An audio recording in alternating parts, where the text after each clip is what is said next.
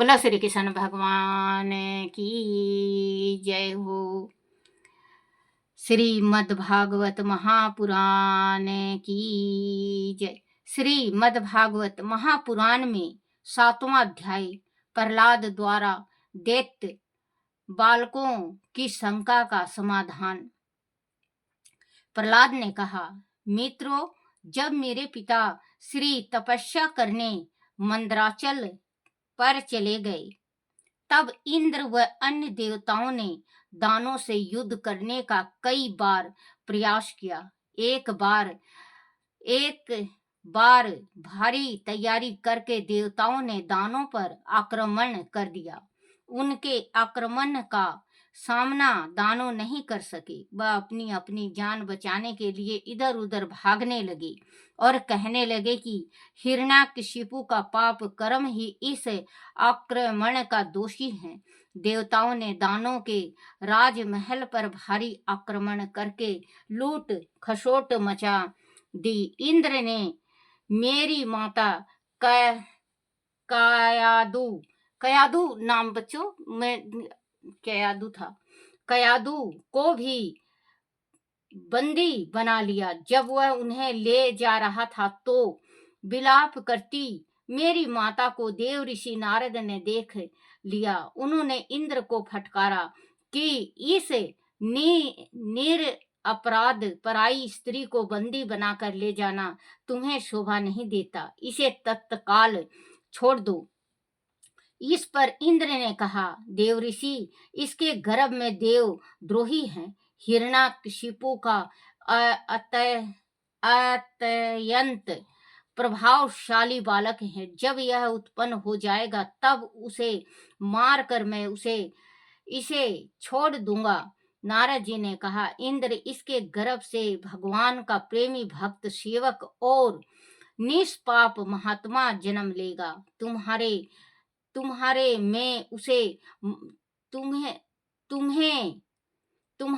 में उसे मारने की शक्ति नहीं है।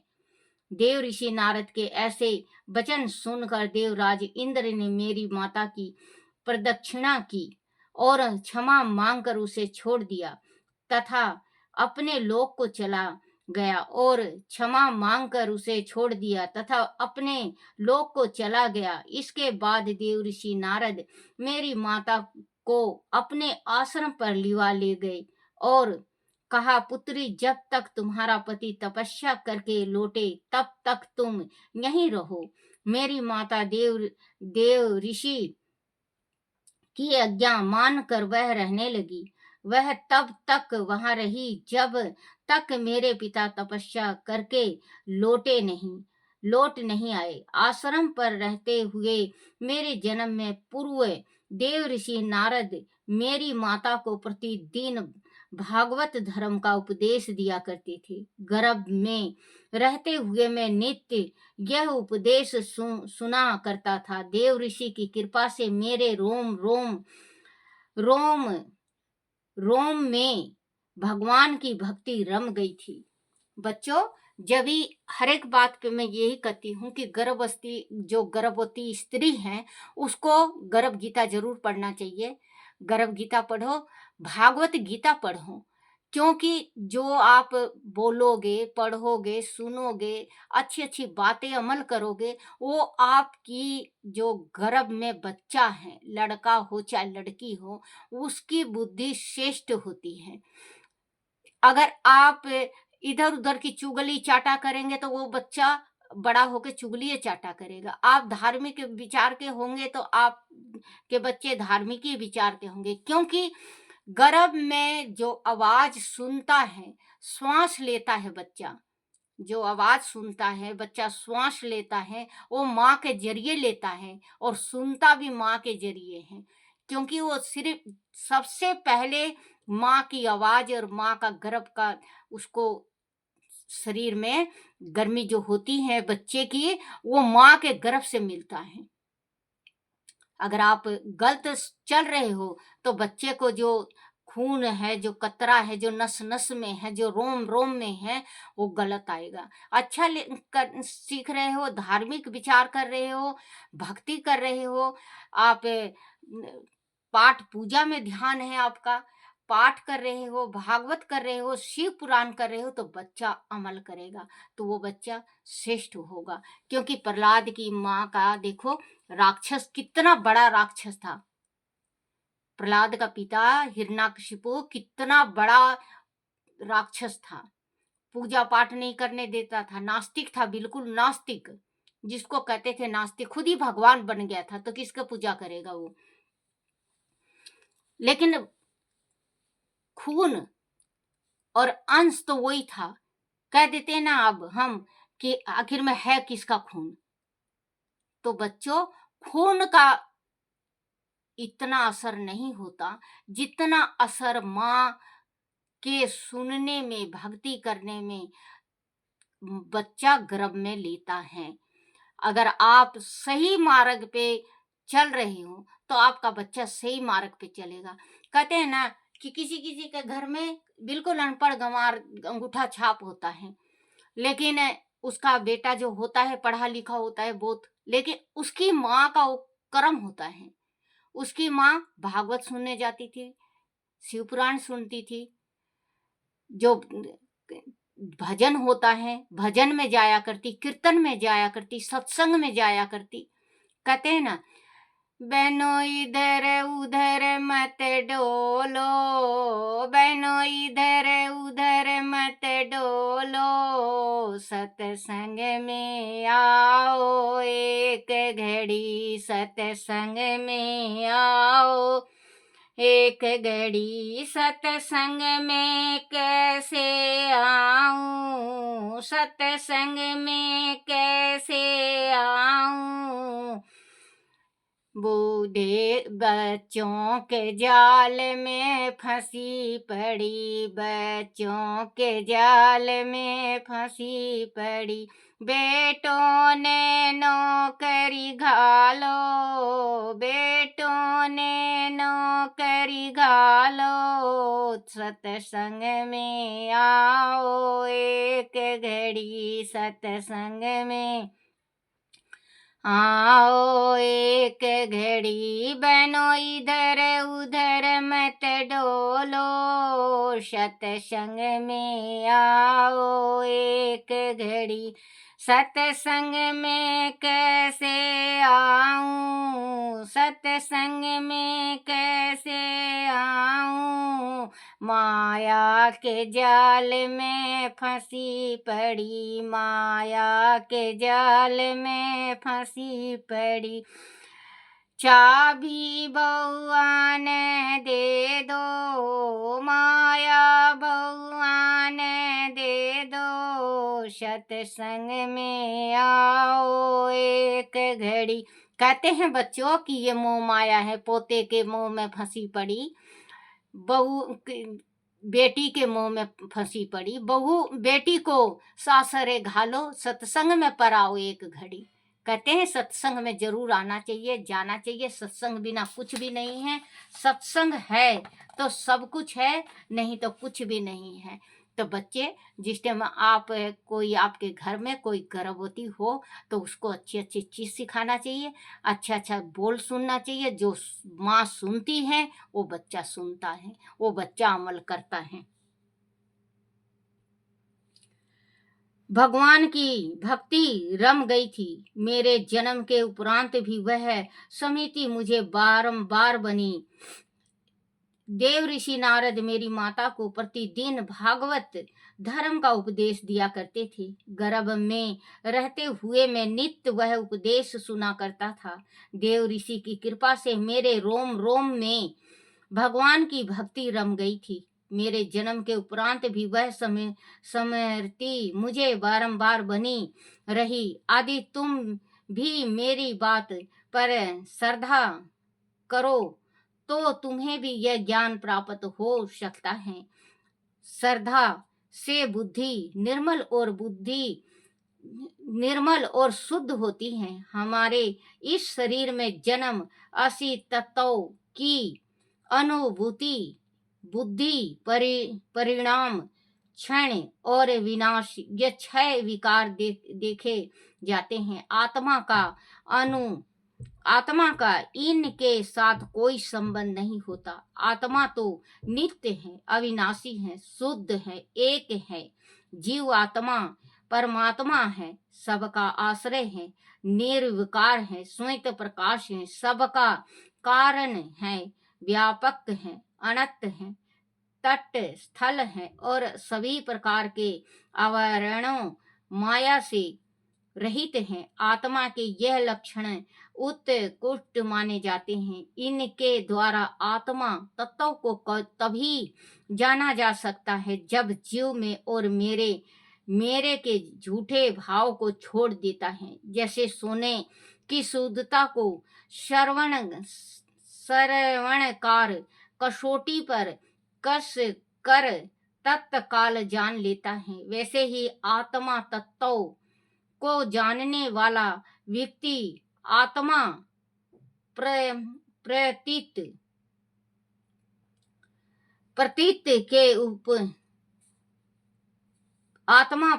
के उपायों द्वारा इस शरीर के भीतर ही ब्रह्म का साक्षात्कार कर लेता है।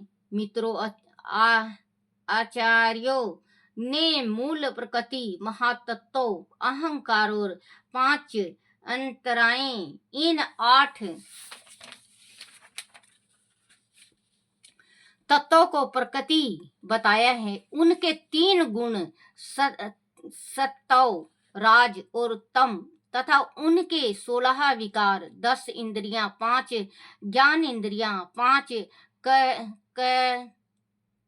कर्म इंद्रियां, 1 मन और 5 महाभूत, जल, पृथ्वी, अग्नि, आकाश और आयु, इन सभी में एक परम पुरुष परम तत्व के रूप में विद्यमान रहता है। इन सभी का समुदाय यह शरीर है। वह शरीर भी 2 प्रकार का है, एक स्थावर अचल और दूसरा जंगम चल है।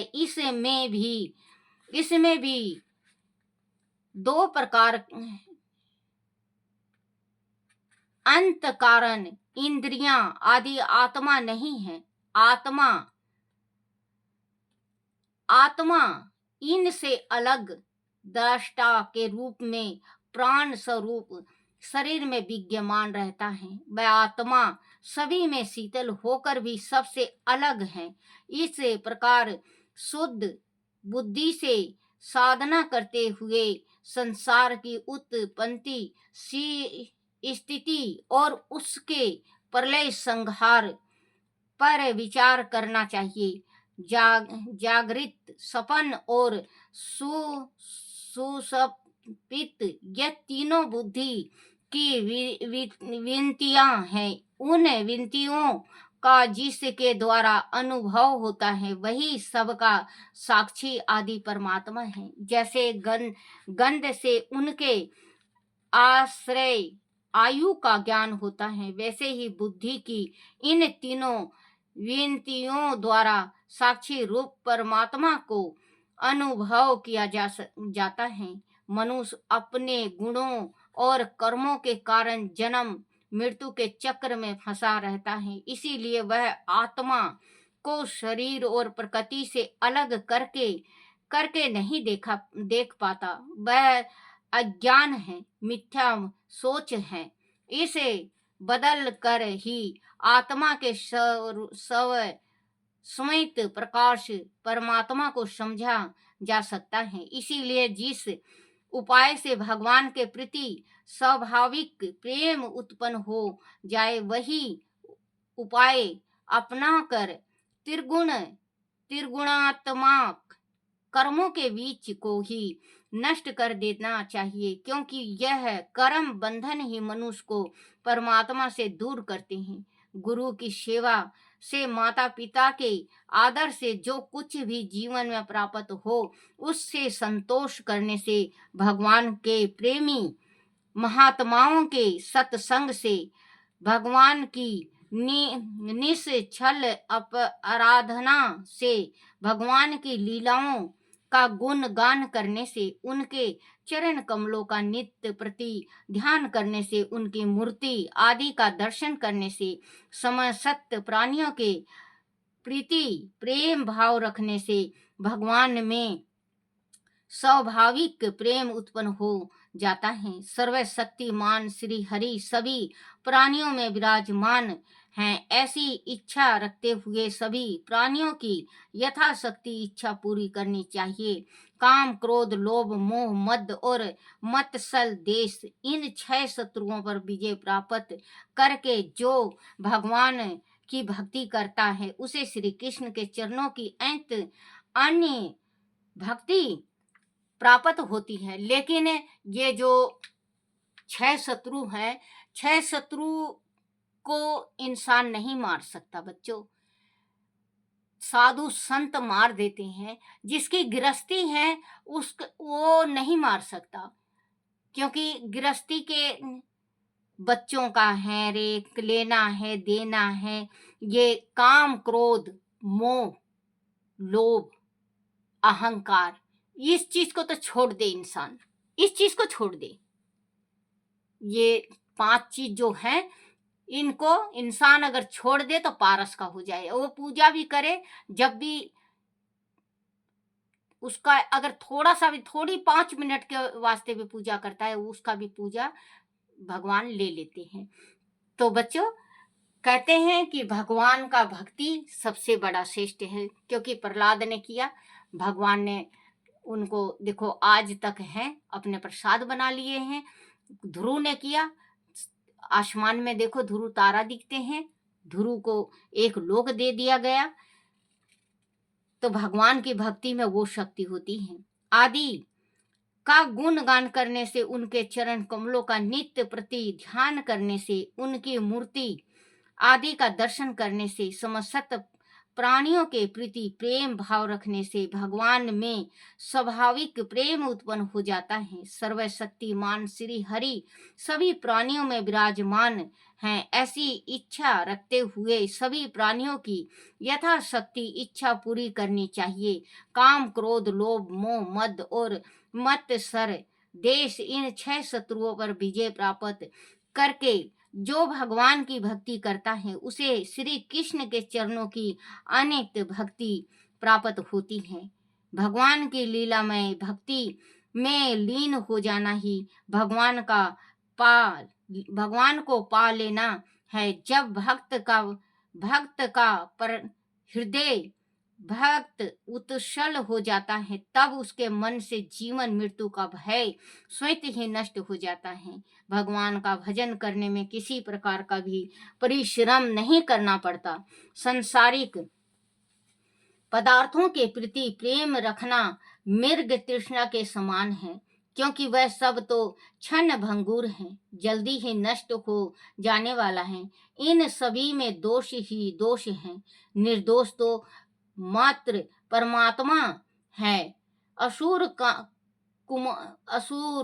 कुमारों, तुम्हें उसी परमात्मा का भजन और स्मरण करना चाहिए। जो व्यक्ति इस संसार में अपने को बड़ा मानकर कर्म करता है, उसे कभी भी सफलता प्राप्त नहीं होती, अपितु उसे अपने इस अहंकार के सामने सदैव नीचा देखना पड़ता है। मनुष्य इस लोक में सकाम कर्मों के द्वारा जिस शरीर के लिए भोग प्राप्त करना चाहता है, वह शरीर ही पराया और नाशवान है। यही दशा परिजनों और धन संपत्तियों की है। वह कभी स्थायी रूप से अपनी नहीं रहती, वह सभी शरीर के साथ ही नष्ट हो जाते हैं। आत्मा साक्षात्कार से परम आनंद के विशाल सागर में गोते लगाए